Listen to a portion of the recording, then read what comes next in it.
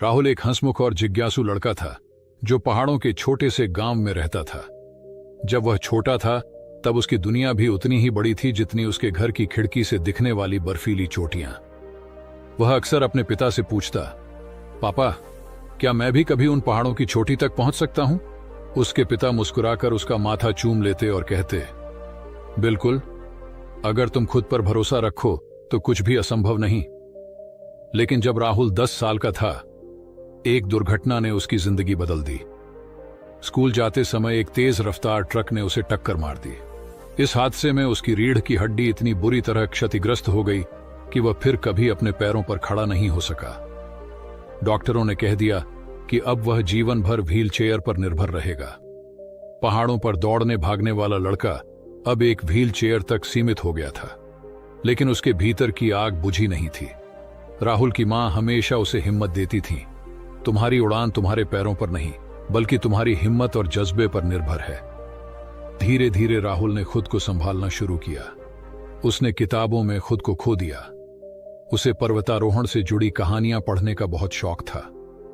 एक दिन उसने एडमंड हिलेरी और तेंजिंग नोर्गे की एवरेस्ट विजय की कहानी पढ़ी। उसे महसूस हुआ कि पहाड़ केवल शरीर की ताकत से नहीं बल्कि मानसिक शक्ति से जीते जाते हैं। फिर एक दिन उसने घोषणा की, मैं पहाड़ चढ़ूंगा। गांव वाले हंस पड़े। कुछ ने कहा, व्हील चेयर पर बैठा लड़का पहाड़ कैसे चढ़ेगा? उसके दोस्तों ने भी सोचा कि यह असंभव है, लेकिन राहुल जानता था कि उसके सपने की राह मुश्किल जरूर थी पर नामुमकिन नहीं।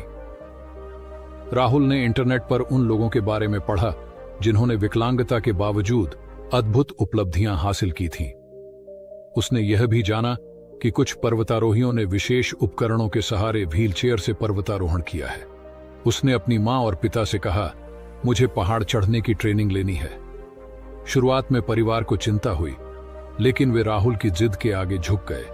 उन्होंने शहर में एक पर्वतारोहण विशेषज्ञ अर्जुन सर से मुलाकात की। जब अर्जुन सर को राहुल की कहानी पता चली तो वे प्रभावित हुए और बोले, तुम्हारा जुनून देखकर लग रहा है कि तुम यह कर सकते हो, लेकिन इसके लिए तुम्हें बहुत मेहनत करनी होगी। राहुल ने ट्रेनिंग शुरू कर दी। उसने अपने हाथों और कंधों की ताकत बढ़ाने के लिए कसरत शुरू की।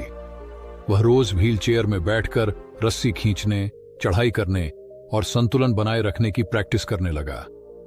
कुछ महीनों बाद अर्जुन सर ने कहा, अब तुम एक छोटे पहाड़ पर चढ़ने के लिए तैयार हो। राहुल ने अपने गांव के पास मौजूद एक पहाड़ी को चुना जो लगभग 3000 मीटर ऊंची थी। एवरेस्ट नहीं था, लेकिन उसके लिए यह किसी भी बड़े लक्ष्य से कम नहीं था। उसके पर्वतारोहण दल ने एक विशेष कस्टम डिजाइन व्हील चेयर बनाई जिसमें बड़े पहिए और रस्सियां लगी थीं। कुछ दोस्त और प्रशिक्षक भी उसके साथ थे जो जरूरत पड़ने पर उसकी मदद कर सकते थे। चढ़ाई का दिन आ गया। जैसे ही राहुल ने पहाड़ पर चढ़ना शुरू किया, गांव वाले हैरानी से देख रहे थे। कुछ लोग अब भी शक कर रहे थे, लेकिन राहुल के माता पिता की आंखों में गर्व और विश्वास था। पहली चुनौती ऊबड़ खाबड़ रास्ता था। पत्थर और संकरे रास्ते व्हील चेयर के लिए कठिन थे, लेकिन राहुल ने हाथों की ताकत से रस्सियों का सहारा लिया और धीरे धीरे ऊपर बढ़ने लगा। पहाड़ी का मध्य भाग बेहद कठिन था। वहां की ढलान इतनी खड़ी थी कि व्हील चेयर को ऊपर खींचना आसान नहीं था। कुछ जगहों पर उसके दोस्तों को उसे सहारा देना पड़ा, लेकिन जब सबसे कठिन चढ़ाई आई तो एक जगह उसकी व्हील चेयर फंस गई। हाथों में दर्द हो रहा था, सांसें तेज हो गई थीं। कुछ लोगों ने कहा, शायद अब और आगे बढ़ना मुश्किल होगा, लेकिन राहुल ने हार नहीं मानी। उसने गहरी सांस ली और अपने प्रशिक्षकों से कहा, मुझे बस थोड़ा और समय दो, मैं खुद ऊपर चढ़ूंगा। उसने अपनी पूरी ताकत झोंक दी। हाथों से रस्सी को खींचते हुए धीरे धीरे वह सबसे कठिन चढ़ाई पार कर गया। उसकी आंखों में आंसू थे, लेकिन वे खुशी और गर्व के थे। आखिरकार घंटों की मेहनत के बाद राहुल ने पहाड़ की चोटी पर कदम रखा। नीचे गांव के लोग तालियां बजा रहे थे। उसका परिवार खुशी से रो रहा था। राहुल ने ऊपर आसमान की ओर देखा और मुस्कुराकर कहा, मैंने कर दिखाया। यह केवल राहुल की जीत नहीं थी, बल्कि हर उस इंसान के लिए प्रेरणा थी जिसने कभी खुद को कमजोर समझा हो। उसने साबित कर दिया कि असली ताकत शरीर में नहीं बल्कि मन और आत्मा में होती है। अगर ये कहानी आपको पसंद आई है तो इसे लाइक करें, शेयर करें और चैनल को सब्सक्राइब करना ना भूलें। मिलते हैं नई वीडियो में। धन्यवाद।